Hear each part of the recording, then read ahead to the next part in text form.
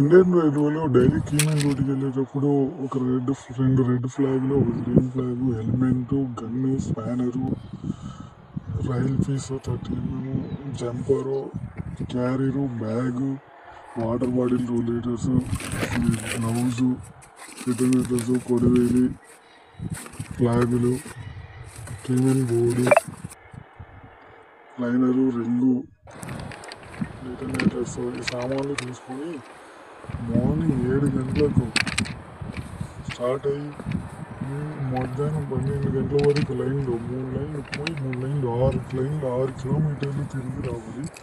ఇక్కడ ఎస్ఈజీలు పాయింట్లు పూర్తిగా చెక్ చేసుకోవాలా. లైన్ డౌన్ అయిందా, కంకర అయిందా, రింగులు పోయినా కొట్టుకుంటూ వెళ్ళిపోవాలి.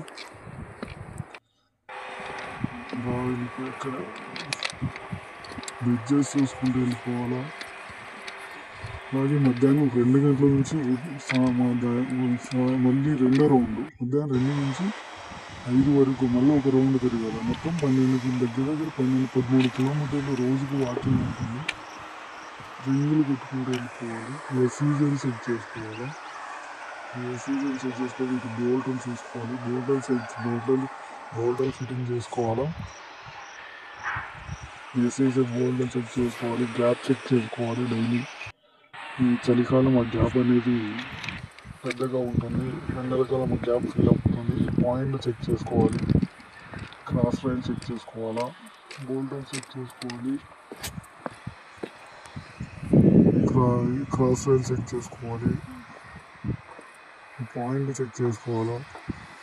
ఇక్కడ ట్రైన్ అప్లో నుంచి డౌన్లోకి, డౌన్లో నుంచి అప్లోకి చేంజ్ అవుతుంటాయి పాయింట్లో. ఆ ట్రాక్లో నుంచి ఈ ట్రాక్లోకి, ఈ ట్రాక్లో నుంచి ఆ ట్రాక్లోకి. ఇక్కడ బ్రిడ్జెస్ చూసుకోవాలి. కంకర చూసుకోవాలి. కంకర తక్కువ ఉన్నాయి ఏమన్నా. సమ్మర్లో అయితే ఇది ఏమంటారు బక్లింగ్ అవుతుంది. మామూలుగా ఇలా అవుతుందని చెక్ చేసుకోవాలి. మధ్యాహ్నం పూట తిరగాల లైన్. దగ్గర మార్నింగ్ 7 కోసం ఈవినింగ్ 5 వరకు లైన్లోనే ఉండాలి.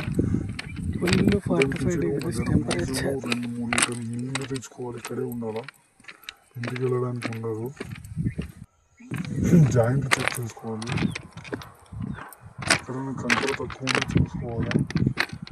ఓహెచ్ పోల్ మధ్యన గడ్డి రింగ్లు, లైనర్లు, 2 స్తంభాల మధ్యన అన్ని కూడా కొట్టాలి. దీన్ని యాక్సిల్ కౌంటర్ ఉంటారు. సో పాస్ అయ్యేటప్పుడు వీల్స్ కౌంట్ చేస్తుంది.